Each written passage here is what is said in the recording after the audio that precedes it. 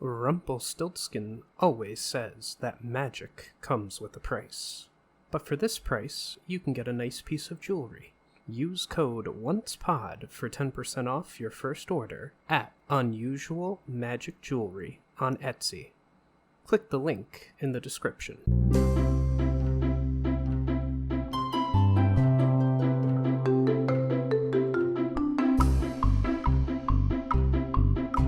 Hello, and welcome to the Once Again podcast. We are your hosts, Ashley and Jason.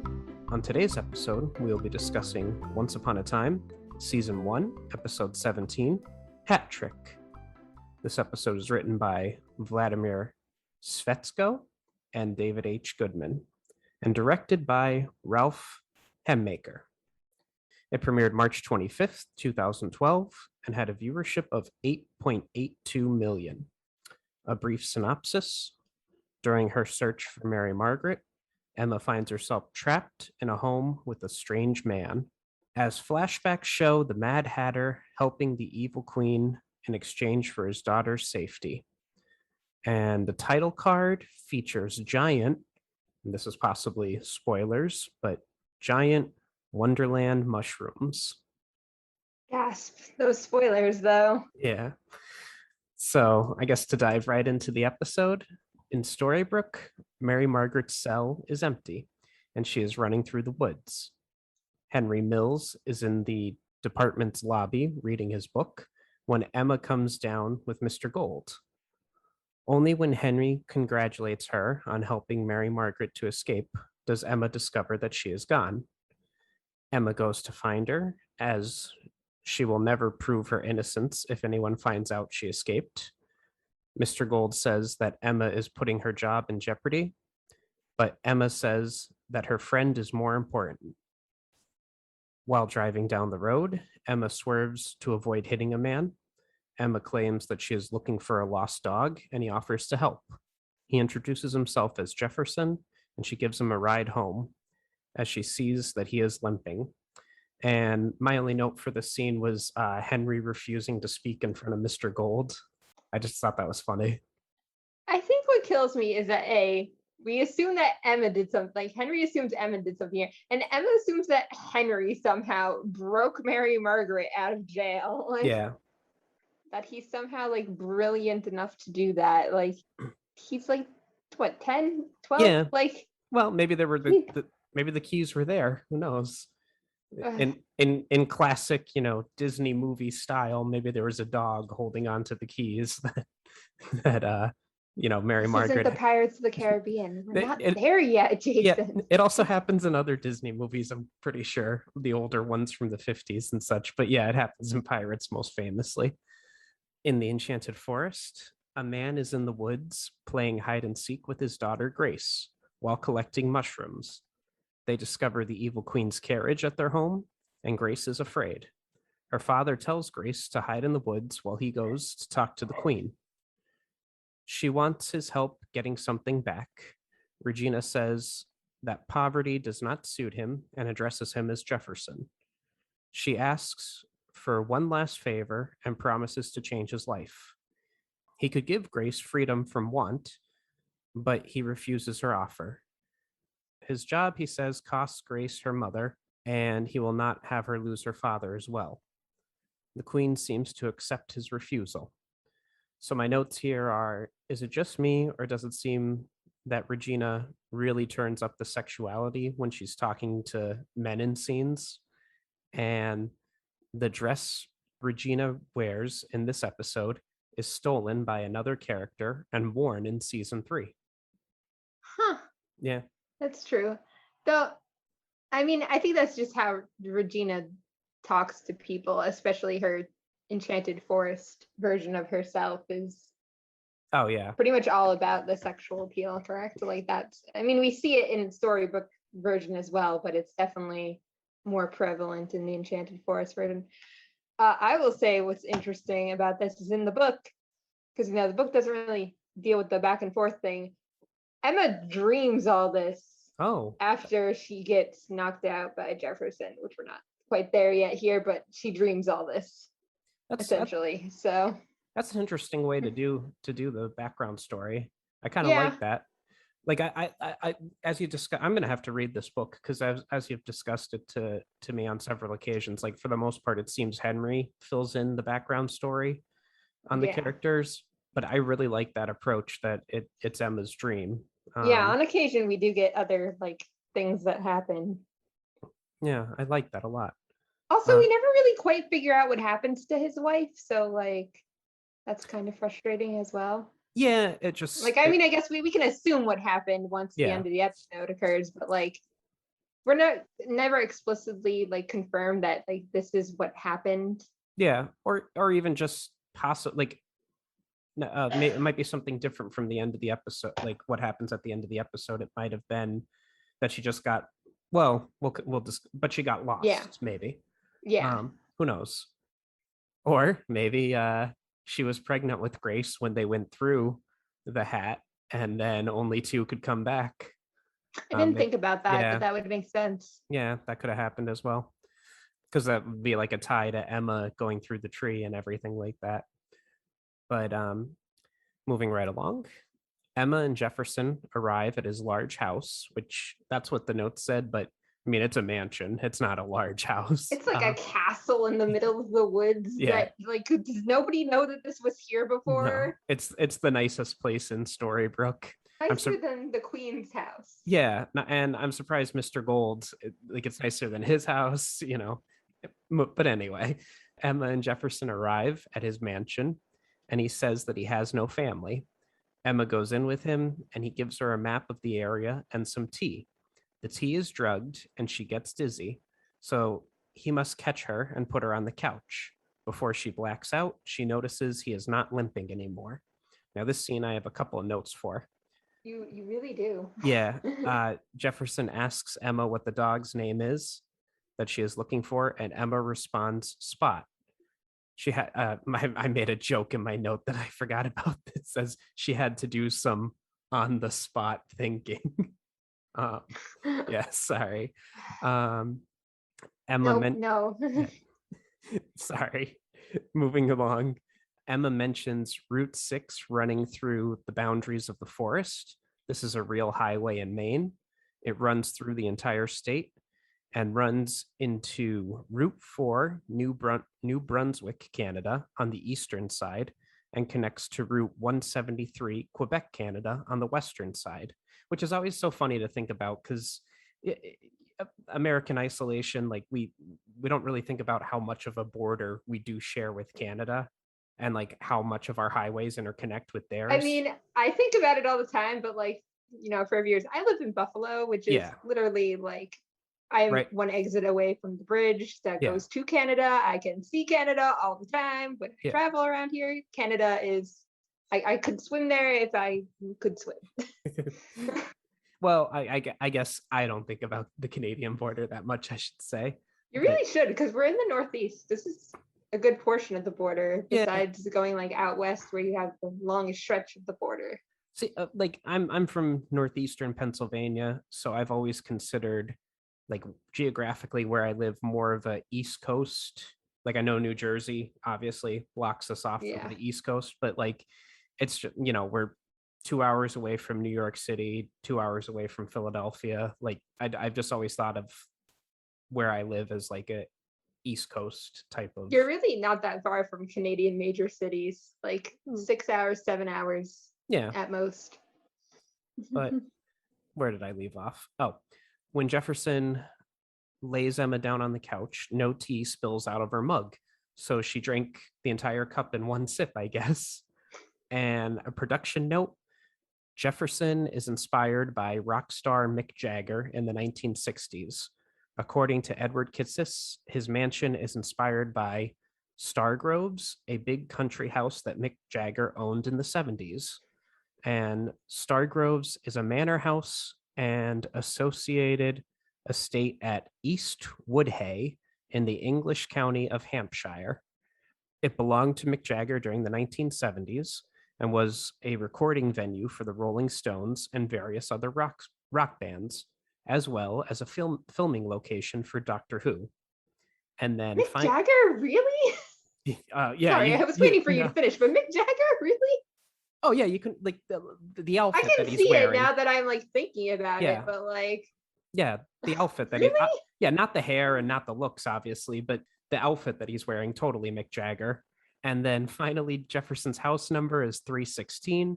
This is a Lost reference, as the flight the characters in the show were on is a Jarway. I believe I'm saying that correctly. Airways Flight 316. Also, Austin 316 means I just kicked your. But sorry, a little WWE reference. But no, yeah, Jefferson, his look is totally inspired by No, Mick I can Jagger. see that. I'm just surprised that that's the inspiration that like they're actually citing here. Like, I don't know. Well, and it's funny too, not related. I'll get to a note later, but there's another character that shows up in this episode that's inspired by, or maybe not inspired isn't the correct word, but alludes to a different British rock band from the 1960s and 70s. And we'll discuss it in just a few moments. Anything else you'd like to say about this scene? Or No, that it's funny too, because I'd say we're roughly about 2 months ahead in our recording from when the episodes actually release. So last night I was watching the Blu-ray, the commentary for A Land Without Magic, the final episode. yeah. And in that episode, spoilers, Jefferson also gives some more tea to another character and knocks them out. And Jennifer Morrison is one of the people on the Blu-ray commentary, and she says, "What is in that tea?" Like she was like, one sip and the characters get knocked out. What is in that tea? So it's just funny that we're recording this episode now when that's very fresh in my Yeah. mind. At the market, Grace runs up to a stall and picks up a plush white rabbit, stating it would be perfect for her tea parties. The old woman running the shop wants more for it than Jefferson can offer, but Grace assures him that she does not need the rabbit. I After need the rabbit. yes, I need the rabbit. it is Forget very Grace. cute. It is very cute. After they go, the magic mirror appears and calls the woman cruel. She is revealed to be the evil queen. So I have several notes here as well. When Jefferson and Grace are at the market, Grace asks if she can buy a stuffed white rabbit. It is a reference to the white rabbit from Alice in Wonderland, or Alice's Adventures in Wonderland. The rabbit is wearing a waistcoat, just like the character does in the novel. Originally, Adam Horowitz and Edward Kitsis were going to hire another actress to be the old hag in the marketplace, but Lana Priya persuaded them to let her have it because she enjoys playing roles that require her to be older on screen than she is in real life. The evil queen transforms into a hag to lure Jefferson's daughter, Grace, much like how the evil queen transforms into a hag selling apples to Snow White in the Disney film Snow White and the Seven Dwarves. And that's it. My next note is on the next scene. Well, it's interesting that like you say that because that she transforms in the hag. She doesn't do that for Snow herself when giving the apple either. So it's kind of like giving Oh, us in the that. show. Yeah. Yeah. So it's kind of giving us that vibe here. So we're actually like seeing that. Yeah, you're right. I hadn't thought of that before. That's a good point. Back in Storybrooke, Emma wakes up, bound and gagged, but manages to cut herself free by breaking the teacup and using the shards. She finds no exit and realizes Jefferson has been watching her at the sheriff's station with a telescope in his home. She finds him in a room sharpening his scissors. I don't have any notes on this scene. Do you want to? Yeah, I don't either. It's Okay, pretty straightforward. that's fine. Back in the Enchanted Forest, Jefferson makes a white rabbit doll for his daughter. When he tells her that she will be staying with the neighbors, she knows it has to do with the queen. He says that he wants her to have everything, but she says all she needs is him. She does not want him to do it and makes him promise to return. He sends her outside and retrieves a strangely shaped box out from a covered chest. And my note here says Jefferson presents a hand sewn stuffed bunny to Grace, which is patchy and more dirty than white. And it is a nod to the Mare Hare, who is the Hatter's companion in the novel. The March Hare. Sorry, yeah, the March Hare. You're correct. Huh, I didn't even catch that. I wasn't like I knew it was off whitish, but I wasn't connecting that to the March Hare. Yeah, that was just one of the production notes in the Wikia that I found. Yeah. Back in Storybrooke, Emma sneaks to hide into the nearest room, where she is shocked to find Mary Margaret, who has also been bound and gagged. Emma starts to free Mary Margaret, who explains why she is there, how Jefferson jumped her in the woods. She explains about finding the key to the jail cell as being how she got out. Jefferson finds them and holds them at gunpoint with Emma's gun. He makes Emma tie Mary Margaret back up and gag her and says she needs him to do something for her. And my note here is Jefferson saying, I see you found Spot. I know, that's such a good line. Yeah. Oh, Like, I see you found Spot. yeah. He knew that what she was really out there doing and everything. Oh yeah, And 100%. Well, she sees that he also has the telescope, like mhm, he's been, and she assumes he's been watching her. mm. But And what I think is interesting here is the reason Mary Margaret was kidnapped here. Is that the curse stepping in to like, was that oh, just because of Jefferson, or was this the curse as well stepping in to make sure Mary Margaret could not leave? I think I'm going to go with 60-40. I'm going to say 60% it was like Jefferson just was watching and caught her and like knew he could use this opportunity, and 40% the curse. Because if it hadn't been for Jefferson, something else would have Oh, happened that prevented her. probably. I Yeah. mean, I think it's just hard because she wasn't, like most people, they're driving when they leave town. So there's Hmm. always just a car crash. And Hmm. it's kind of cliche at this point for the series. But like Mary Margaret's running through the woods. Like theoretically, besides like a bear, what is going to stop her? Like, Yeah. In the Enchanted Forest, Jefferson goes to visit Regina at her palace. When she promises that his daughter will have a good life if he does this, he pulls a hat out of the box and spins it on the ground. Once spun, a portal opens and the two jump in together. Inside the hat, an enormous portal opens and they are able to see another land that they enter together. So, pretty straightforward scene. yeah, Yeah. I think it's more interesting the next scene in regards to what they're doing. So I think too, it's an interesting take on the whole idea behind the Mad Hatter, like his hat yeah, travels and everything like that.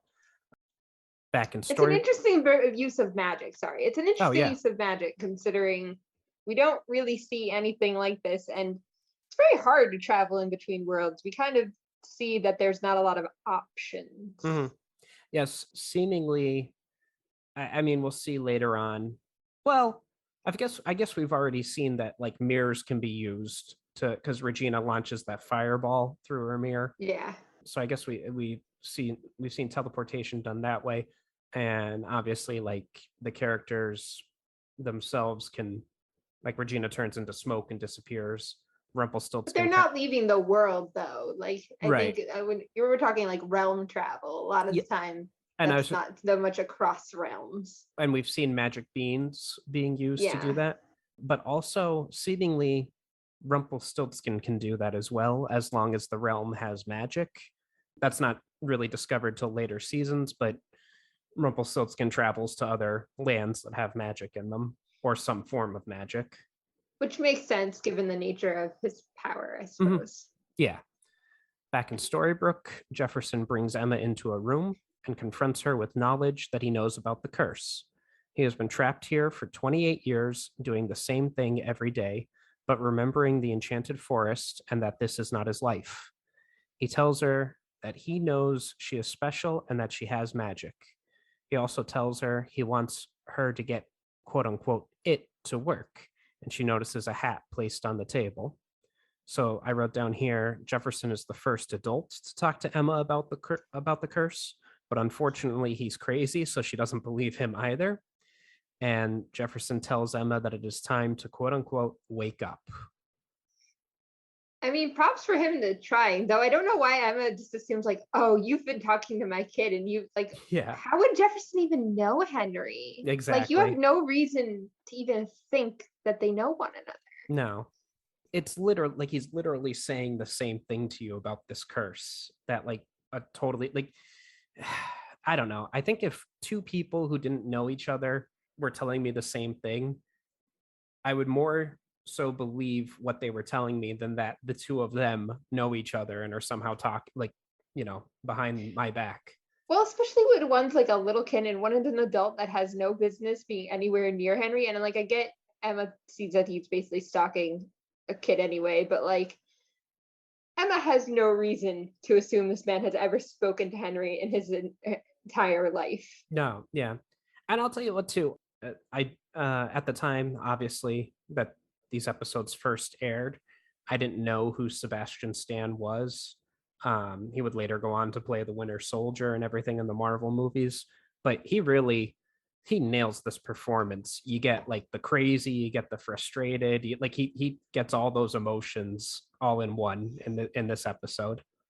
Yeah, it's one of those where you're like, he is a bit crazy, but he is right. Yeah. So Yeah, and I can't remember if it's here or if it's later in the episode, but he says his curse is to remember the enchanted forest and not yes, be I think and he does say that somewhere yeah, here. and that's so cruel that Regina would do that to him. Like, As he puts many times in not even just this episode, but later, he says that it's a worse curse to have two lives in your head and know mhm, that you have an old life and now you have this new life that you mhm. must also kind of contend with. Though he's never really had a new life, like he's not had a new personality the way other people. Like I can't imagine being like Mary Margaret and Snow and like coming to be this one person when I have had two split personalities for so long. Like Yeah, it's a lot of the characters when eventually, spoilers, the curse is broken, their enchanted forest character or counterpart kind of just usurps their personality. Like I think that the best example of that is Charming, because David in Storybrooke is a coward, but he just straight up becomes charming again once the curse is broken. Mary Margaret does have an interesting blend of the two characters. Like she kind of becomes both. And then other characters completely and entirely split up, sometimes metaphorically, sometimes physically, and we'll get there when yeah. we get there. Yeah. So, back in the Enchanted Forest, or back in the fairy tale world, I guess I should say, Jefferson and the Queen are in a room of doors. They enter through a mirror after Jefferson warns her that two people must exit as two entered. It brings them to a path, and they run into a giant blue caterpillar sitting on a mushroom, smoking a hookah and blowing smoke rings at them. Jefferson admits that he hates Wonderland as they proceed. In my notes here, I have this is the first time we see, quote unquote, another realm. Like we've only seen the Enchanted Forest and Storybrooke so far. So this is a new third realm, in my opinion. When Jefferson takes Regina through the hat, they end up in a room filled with doors to other worlds. One door, close to the looking glass, is emerald green with two golden handles. The handles are each a golden O with a smaller Z in the center, signifying that these doors lead into Oz, the world in the Wizard of Oz story. My final note for this scene: despite his name being featured in promos, Roger Daltrey, lead singer of the rock band The Who, gives an unaccredited performance as the caterpillar with only 3 words of dialogue. His line, "Who are you?" is a reference to one of The Who's most famous song. And he even said, like, he doesn't sing it or say it like the song, but he does say the lines. He goes, "Who are you?" Like, and the song goes, "Who are you? Who?" Yeah. So I know the song. That's interesting. I'm surprised they didn't just give him the credited performance, considering I feel like oh, that would be an interesting credit to have on this show. But yeah, I don't know. I like he does voice it. Maybe they thought, I don't know. I don't know what they were thinking I'm by not. assuming he doesn't voice the caterpillar in Wonderland. No, that's John. No, that's what I thought. Yeah, But yeah, I was like, which again suggests that Wonderland is a separate Wonderland, but maybe it's just a different caterpillar. I But would just take it. But it's the same. It's literally the same character design for the caterpillar. So yeah, it is the same caterpillar. I think that's just they probably didn't know they were doing Wonderland at the time, and yeah, they no, you're needed an actual voice actor. yeah. And it's interesting too. This was the other rock star that I was alluding to before, Yeah. when we were talking about Jefferson's Mick Jagger look. So I do have one question, is because we have this room of doors, and I will say we do not see this room of doors every time we use the hat. Like sometimes it's implied that hat just goes straight through to where we're going. It's like, okay, so we don't actually need the room of doors, like the world between worlds. Yeah. Besides the Oz door, which is obvious, is there any doors that like you recognized? Or I'm assuming not, because I can see your notes. But No, no. The only thing that I thought of was in the Chronicles of Narnia, in the last published, but in the chronology, the first book, The Magician's Nephew, I think it's called. yes, They travel. They use these armbands, or yes, to go to the world in between worlds with the yeah, puddles and yeah, yeah. and that has like different, not doorways, but different ways to get to different worlds. They're puddles. Yeah. You jump into puddles, and each puddle is a different world. Yes. Yeah, and it depends on what color. Is it rings or is it armbands? I can't remember. Yes, like it's yellow and orange, I think, and one Yeah. yellow goes home, orange goes this way. It's complicated. Yeah. But yeah, it's similar. But I think it's interesting that we have this. It reminds me of the forest with the different lands from, oh, you've never seen it. So A Nightmare Before Christmas has a very similar thing. It's there's like a forest with all the doors leading to the different holiday lands. Yes. Yeah. I kind of know that because of playing the Kingdom Hearts games. I think in the second one, you actually go from the Nightmare Before Christmas, or Nightmare Before Christmas, from Halloween Town to Christmas Town. Yeah. And I guess now would be a good time to mention that we'll be doing some bonus episodes about going through the Disney movies. So eventually I will see Nightmare Before Christmas. I can't wait to see your opinion of this. You know, I'm going to be objective. I just mostly don't like Tim Burton movies. Now, I'll give him credit. Big Fish is probably one of my all-time favorite movies. I think that's by far his best movie. And I loved the first Batman movie as a kid. So, you know, he made 2 movies that had major influences on me. It's just I can't get past the Tim Burtoniness of most of his movies. Like I understand. I listened to another podcast that covers Harry Potter, and I won't name it because I don't want any negativity going out there. But they discussed how they want a Marauders movie series, and they want Tim Burton to direct it. And I was like, okay, that's so wrong on so many accounts. Like, I was like, no to both of those vibe things. Would not be there. It would just be wrong. Like, I do want like a dark, broody movie, but not that kind of dark. Yeah, like I want like actual like dark. He does comically dark things. Yeah, I want like deep, depressing kind of dark. If we're going like Marauders, like if we're going that way. I also have a negative opinion about Tim Burton because I bought the special editions of the 1989 through 1997 Batman movies when they released on Blu-ray, and it had director commentary, which Tim Burton directed 2 of them. And I watched it with the director commentary. And the only thing that he said throughout the whole 2 movies was, I don't remember much about this. I just remember I wanted the suit to be black. I didn't want it to look like Adam West's suit. I just wanted the suit to be black. Like I was like, really? Like, you have no notes? You have like nothing? You don't remember like, oh, during this scene, Jack Nicholson said the line this way, but I wanted him to say it this way. Like, oh, I love Michael Keaton here. Oh, Michelle Pfeiffer. Like, you have nothing. Like, literally all he said through 2 movies was, I just wanted to make sure the suit was black. I didn't want it to look like Adam West's suit. Like, I'm like, you know, this is the movie that made you. Like, yeah, you did Beetlejuice, but this was what put you on the big stage. That's so fascinating. Yeah. I think he freaking make stuff up if you don't remember anything. He presents himself as a character. If you watch him in interviews, he always sits on a chair really weird. Like, he doesn't just sit in a chair normally. He has to have like one leg up on it, and he's holding his like head with his hand. And I'm like, what do you do? Like, just be a person. Like, you don't do this when you're at home. Like, stop.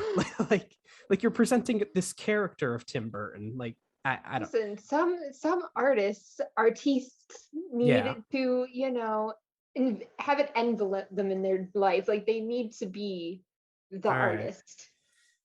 I'm not defending him. I can give or take Tim Burton, to be Yeah, honest. I'm yeah. not like die hard one way or another. And Doesn't matter.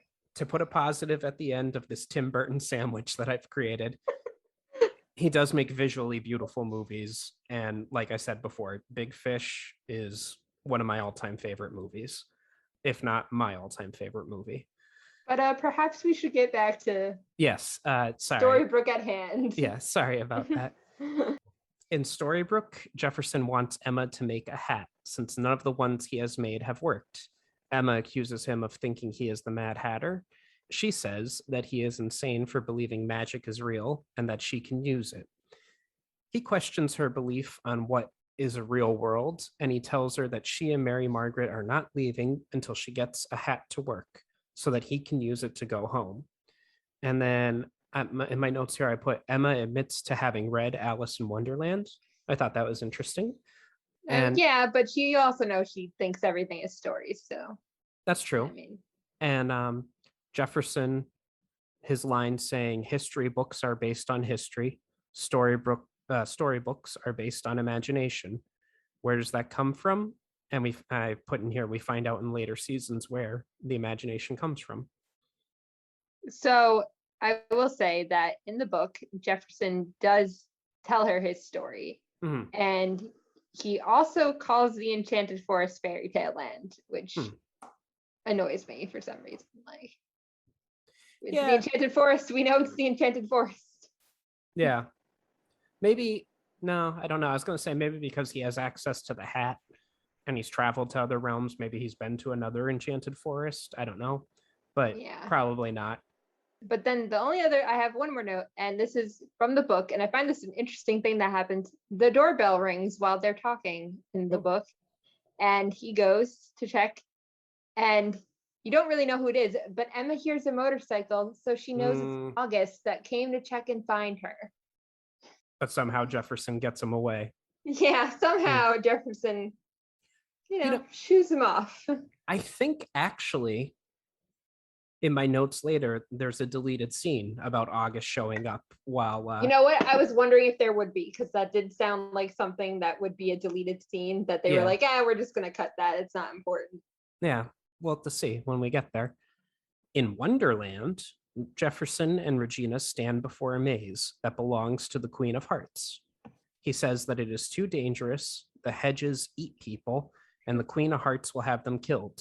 But the evil queen threatens not to return with him, since they both need to be together when they leave. The queen burns a hole through the maze to the building at its center, and they enter a room filled with boxes. She grabs one, and they run out and are chased by guards. However, they manage to escape. The queen breaks off a piece of mushroom previously occupied by the caterpillar and places it in the box where her father emerges.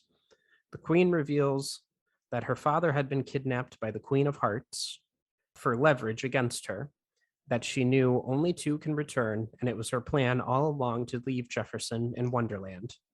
Jefferson begs for his daughter's sake, but she says that if he cared about Grace, he would not have come with her. The evil queen and her father go through the portal while Jefferson finds himself unable to move, as he is caught by the guards and brought before the Queen of Hearts. When he will not answer how he came to Wonderland, she orders him beheaded. Afterwards, he is still alive. He tells the Queen of Hearts about the hat, and despite the fact that he says it is impossible as a hat is useless without magic, he is ordered to make a new one and quote unquote get it to work. So I have a couple notes here. Regina's line about the Queen of Hearts keeping Jefferson from his daughter. I just put hearts in quotation, like who is really the Queen of Hearts and who is keeping Jefferson from his daughter. And then the Queen of Hearts in Wonderland has always seen Regina as a threat. But who is this Queen of Hearts, I wonder? We'll get to that later. And then some cast notes. According to show creators Adam Horowitz and Edward Kitsis, Barbara Hershey, who plays a character on the show that we haven't discussed yet, voiced the Queen of Hearts in this episode, although Jennifer Koenig portrayed the role on screen at the time. And then some reused props. The door to the Wonderland vault is the same as the door to Regina's heart vault, but painted in a different color and has an intricate lock instead of door handles. Inside of the door is the same color as the door to Regina's vault and the same door handles. So they reused Regina's vault for this. I find it so interesting that we're keeping like that they're still kind of keeping who the Queen of Hearts is under wraps because Mhm. obviously that's not always the case. Mhm. And it definitely leads a lot of questions for later on how she gets places, especially season 2. Mhm. Like there's a lot of things left unsaid, I Yeah. think, in regards to who it is. Yes, most certainly. And it's one of those things that this episode didn't have any commentary for it, unfortunately, but it's one of those things that I feel like Adam and Edward would say that they were just, planting a little seed to see where it would go, like what would pop up and grow out of it. A whole entire series and all sorts of madness down the line. Listen, we're gonna get to Wonderland eventually, and when we do, Anastasia, uh, When we do, I love Wonderland, yeah, so yeah, we know this. agreed. Back in Storybrooke, Emma says she cannot make Jefferson's hat work. Frustrated, he tells her to look through the telescope, where she watches a girl named Paige eating dinner with another couple. He says that that is his daughter, Grace, and that he remembers their life together, but she does not. He has to watch her with her quote unquote new parents, but he will not curse her as he is cursed by telling her who he is. Emma says that she realizes that he just wants to take his daughter back home and she sympathizes with him. She pretends to believe what Jefferson is saying and admits that he is right about her needing to believe more. Emma waits until he turns away and then grabs the telescope and hits Jefferson with it. She goes to free Mary Margaret, but Jefferson catches her. A struggle ensues, during which Emma notices a scar around Jefferson's neck. Mary Margaret saves Emma by whacking Jefferson with a croquet mallet and kicking him out of a window. So I have here in my notes Jefferson's curse is to quote unquote remember. We discussed that a little bit earlier and how cruel that really is. I wrote, why did Jefferson wear the hat to tackle Emma? Like he put his hat back on when he showed up in the doorway to tackle Yes. Emma. And I said it was probably a stunt person because he also puts the hat back on before being kicked out the window. So it was probably a way to cover up the stunt person, not have to show his face. Oh yeah, that would make sense. Yeah. And then the object, which Mary Margaret knocks Jefferson out with, is a croquet mallet from the same game the Queen of Hearts plays. So, Huh. yeah. It's fascinating. Mm. I think the whole scene is ridiculous and there's a lot of thing going on. Yeah. And the Mary Margaret can kickbox. Hey, When did she take kickboxing? in just a few episodes, we're gonna have a lot of physicality going on. Also, to reveal when I watched deleted scenes, because the fifth disc on the Blu-ray has so much content on it. Yeah. A lot of really cool stuff. There's a segment of Josh Dallas talking about the stories that inspired the TV show, but he Yeah. not only goes into like it's Snow White, Cinderella, Rumpelstiltskin, and oddly enough, The Little Mermaid was one of the story. Like we get that in later seasons, but we don't really have it here.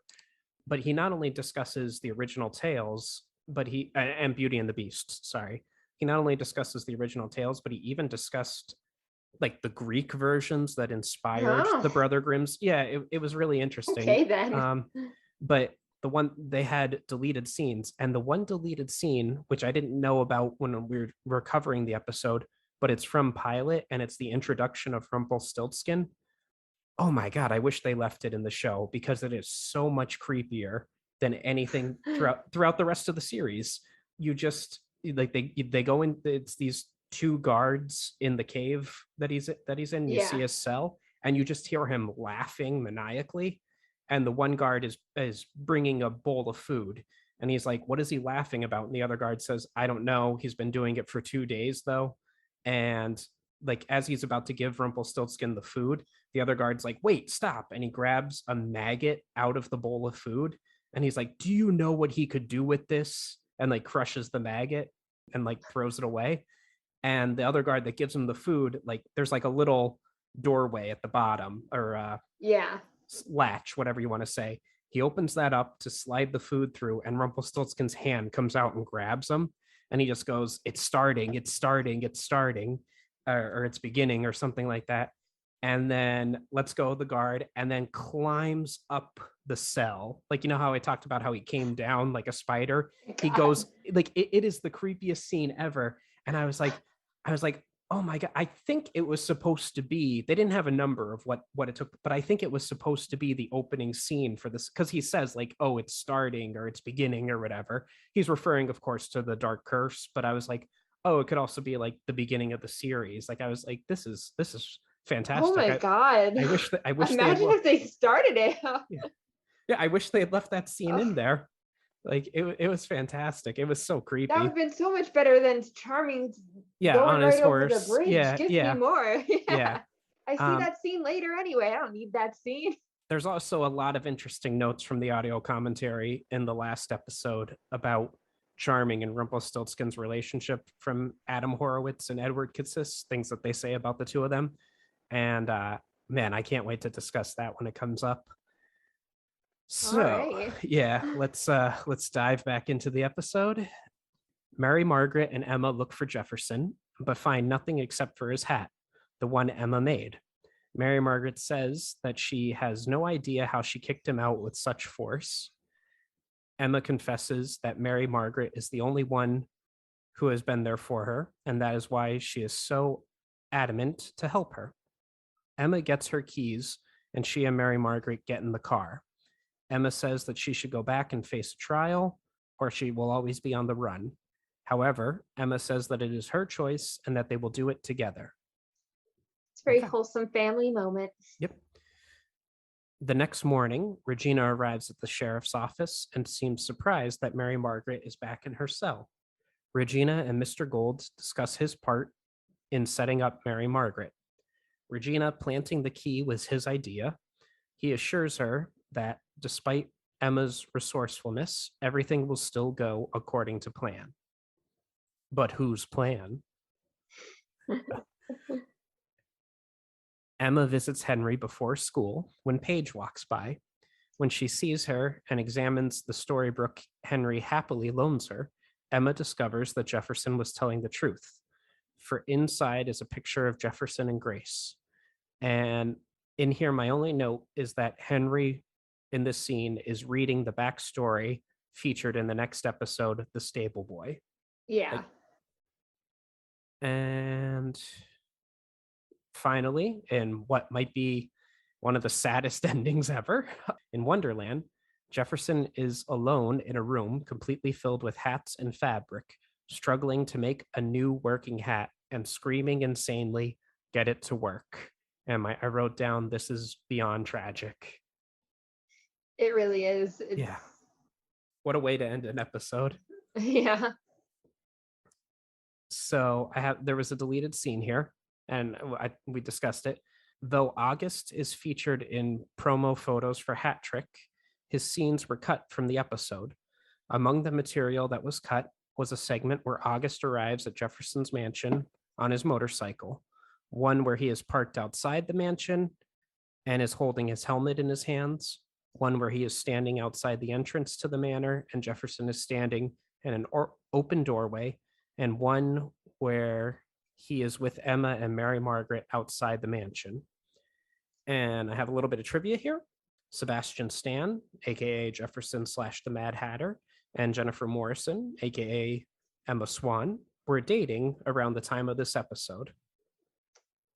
So I have one lingering thing. Mm-hmm. So, and I don't think we'll have an answer here. So, how did Jefferson get here? Like, to Storybrooke? Because presumably what we know is that he never made it back from Wonderland because the hats have never worked. He needed his original hat. Mhm. he could not make one, as we see with him going crazy. How did he get from Wonderland to the Enchanted Forest to be able to be taken back Mm. to Storybrooke? Because we never see him. He's never in the Wonderland show, which obviously he has other commitments by then, with him being the Winter Soldier. But he's also never mentioned by the Knave either. And we know that the Knave spends a bit of time in Storybrooke later, and he does not mention ever seeing the Hatter there. We just kind of get that the Hatter disappeared, basically, and there's no explanation. Yeah. So I'm gonna get super spoilery with my answer. So any listeners who don't want to hear anything, go ahead and skip to the end. But it's the only way I know how to answer this. Yeah. My opinion is the dark curse affected all realms with magic, because not only is Jefferson here, but Dr. Whale is here, and he's Dr. Frankenstein from another realm. But don't we get that Dr. Whale was helping Regina with something, that he left his realm anyway? That's possibly the only thing that I remembered was the Dr. Whale Rumpelstiltskin interactions.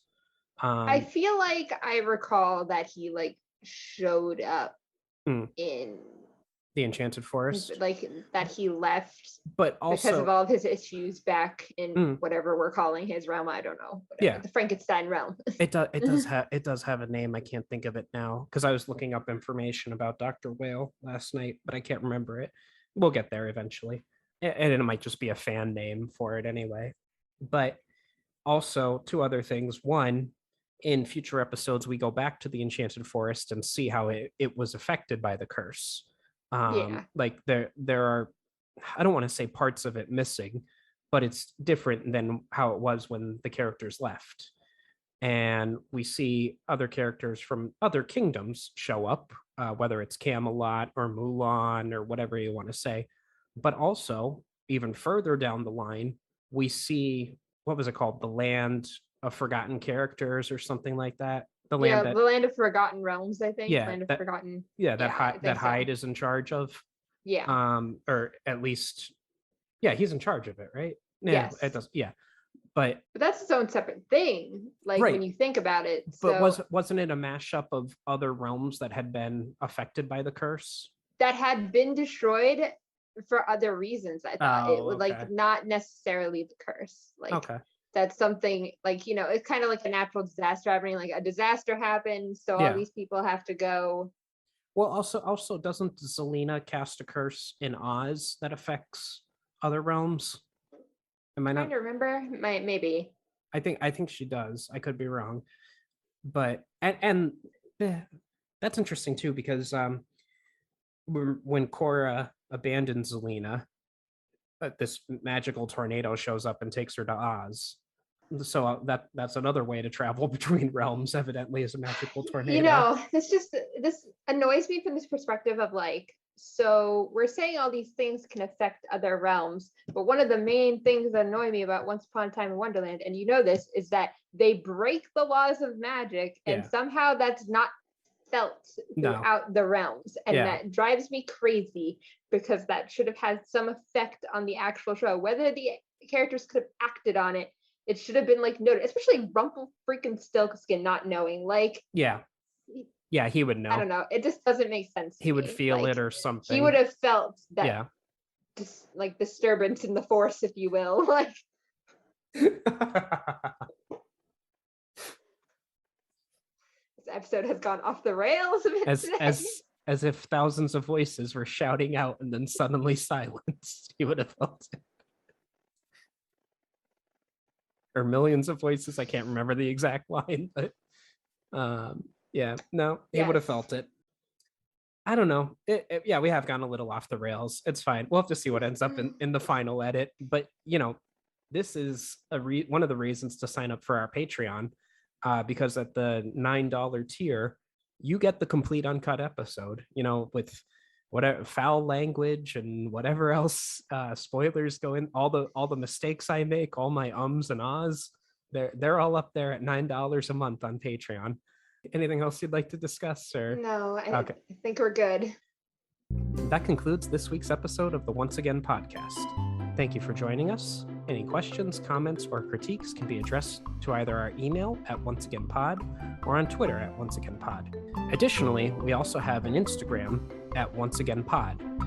If you're feeling generous and would like to contribute to the podcast, we have several tiers available on patreon.com/onceagainpod. Also, a like and a share would be greatly appreciated. Thank you and have a wonderful day.